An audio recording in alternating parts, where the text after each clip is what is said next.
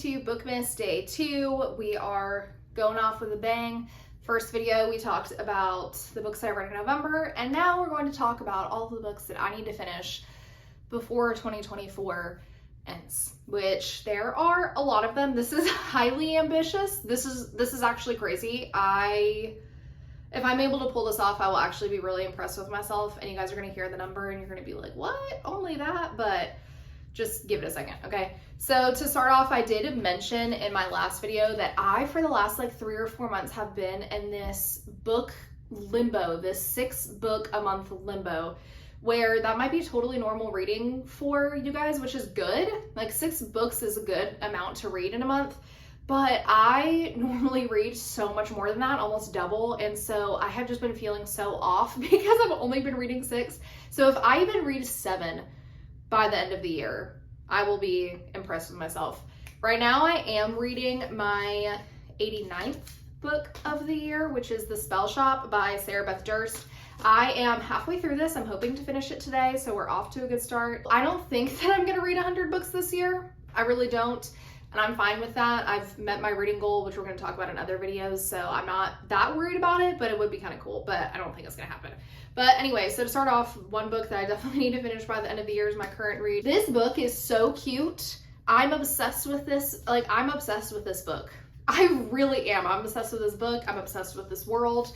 And I did just finish seeing Wicked twice. And so in my head, this is kind of like an Aussie land, even though it's not, but in my head it is. So just, you know, I am most intrigued by these cats with wings. I don't even know if you could just see that. I love this little calcifer adjacent talking spider plant named Kaz. I am just so excited to see what everything else is going to happen. So I am very excited about this. So gotta finish that. Now the next book, I didn't even know that I was going to be holding in my hands for at least 7 months. That is Orbital by Sarah Harvey. This book just won the Booker Prize, and ever since it got nominated, I'm not even joking, it has been back ordered at my bookstore for months, ever since the long list of nominations came out. I did not think I was ever going to be able to get a hold of this book. I actually put it on my 25 books to read in 2025 because I was like, by then, surely, by this time next year, surely I will get a hold of this book. And something happens sometimes where when we're trying to order the books at work, which also, by the way, I don't even think I updated you guys. I'm a manager at an independent bookstore now. I don't think I ever said that. That was one of the things that happened on my hiatus. Essentially, something interesting will happen. Well, sometimes it'll say back ordered and it'll come in 2 days later. Sometimes it's months. So I just never thought that this book would be into my greedy little hands. Basically, this book won the Booker Prize, and it is short, so I do think that I could kind of knock this out really fast. But essentially, this is kind of like I think it takes place in 24 hours, and it takes place in the perspective of astronauts from space looking down at the Earth. That is all that I know, and that's kind of all that I want to know. So I'm not really going to ask any other questions, but take a look at how beautiful this cover is. It's so pretty. It's so pretty. Next, we have another literary fiction that is Shuggie Bain by Douglas Stewart. I am so intrigued by this book. Essentially, this is supposed to be kind of a story about addiction in families and how it affects children. Sorry, these videos before I read the book, I know next to nothing. Honestly, really don't know anything.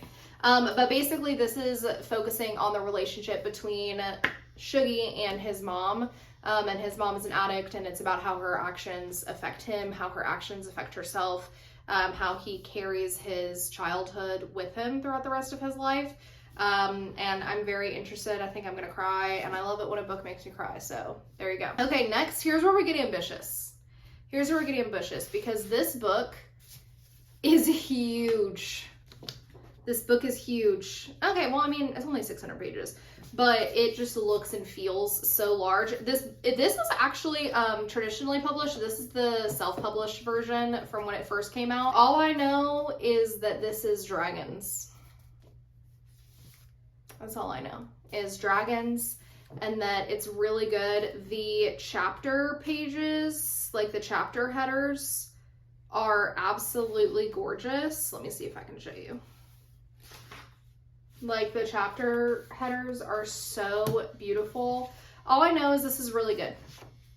And I think this leans more high fantasy than romantasy, which is what I'm wanting. I don't really want romantasy anymore, to be completely honest. But yeah, that's all I know. I'm sorry, I have no information for you. So next we have A.S. Byatt's Possession. This book has been, oh, this is also a Booker Prize thing.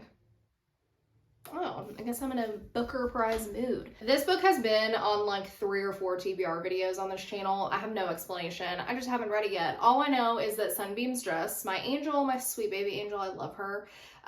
She said that this was one of her favorite books of last year, and so I was like, I need it. But essentially it's kind of like a romance that's also like a literary fiction situation, which is really my sweet spot. It says, an intellectual mystery and a triumphant love story. It is the tale of a pair of young scholars researching the lives of 2 Victorian poets. As they uncover their letters, journals, and poems, they track their movements from London to Yorkshire, from spiritualist seances to the fairy-haunted far west of Brittany. What emerges is an extraordinary counterpoint of passions and ideas. And I need this in my life. And I say that every single time, and then I never read it. So we'll see what happens. Next is my fiction book club's book. So this isn't one that I feel like personally I really need to read before the year ends, but I have to finish it before the year ends. So that's why I wanted to include it in this video. I have mixed feelings about Kristen Hanna right now. The Great Alone is one of my favorite books. Loved The Great Alone, Nightingale, and I enjoyed Winter Garden. And then I read The Four Winds and it just kind of fell flat for me, and I was kind of like, oh, I don't really know if I need to continue this journey with Kristen Hanna. But I have very trusted people in my life who have read this, who have absolutely loved it and said that it was really good. Picked it for the book club, so here we are. But essentially, and also like, book clubs are Kristen Hanna's bread and butter, so, you know, I'm sure that it'll be good. But essentially this is women in the Vietnam War, and I believe they're nurses. Yeah, they're nurses during the Vietnam War, and it's essentially what happened to them while they were over there and what happens when they come back. That's all I know. Sorry about it. Next we have Martyr by Kavia Akbar. I think I said that right. I'm so sorry if I didn't. I also don't know anything about this book.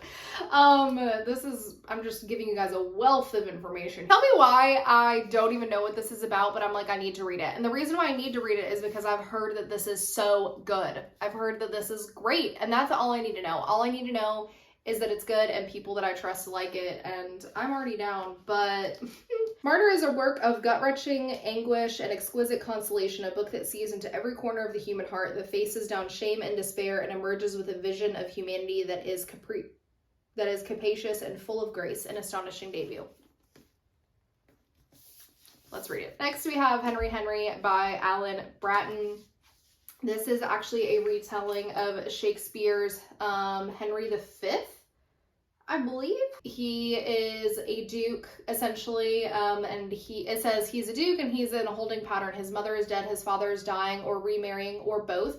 His siblings are fighting, his internship is pointless, and nobody will leave him alone. Everything is as it should be, and yet nothing is right. Over the course of a year of partying, drinking, and flirting with dubious consequence, Hal is tested by brutal family legacies, Catholic guilt, and the terrifying possibility of being loved, all of which is complicated by a pattern of abuse that threatens to chase Hal into adulthood. The House of Lancaster will never be the same. Crackling with intelligence and wit, Henry Henry is a brilliant recasting of the Henriade. Thank you.